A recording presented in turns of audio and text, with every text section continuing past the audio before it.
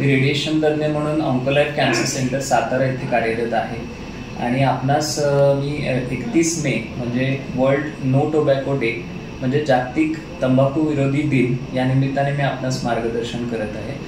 आपण पाहिलं तर गेल्या काही वर्षात जगभरात आणि भारतात प्रामुख्याने कॅन्सरचं प्रमाण खूप झपाट्याने वाढत चाललेलं आहे.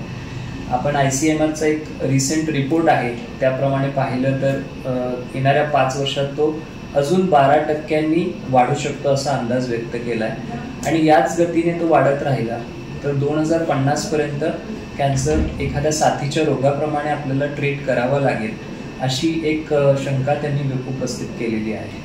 तर आपण याच्यामध्ये आपण पाहिलं तर कॅन्सरसाठी जवळपास 40% कॅन्सरसाठी तंबाखू आणि तंबाखूजन्य जे पदार्थ आहेत त्याचं सेवन हे कारणीभूत असतं. त्याच्यामध्ये प्रामुख्याने तोंडाचा कॅन्सर आहे, घशाचा आहे, स्वरयंत्र, त्यानंतर लंग्सचा आहे म्हणजे फुफ्फुसाचा आहे, ब्लॅडरचा आहे, गर्भाशयाचं मुख, त्यानंतर लिव्हर, याचबरोबर इतर अन्य काही कॅन्सर्समध्ये पण त्याचा रोल आपल्याला दिसतो.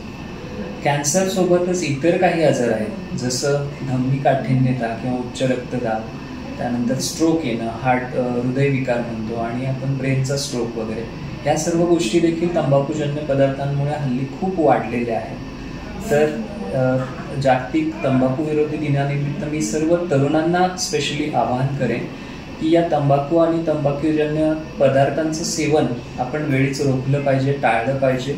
तरच आपण या कॅन्सरसारख्या प्राणघातक रोगांशी आपण येणाऱ्या काळात, येणाऱ्या भविष्यात खूप चांगल्या रीतीने लढा देऊ शकू.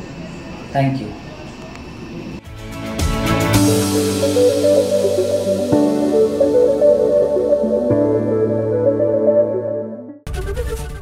ABP माझा, उघडा डोळे बघा नीट.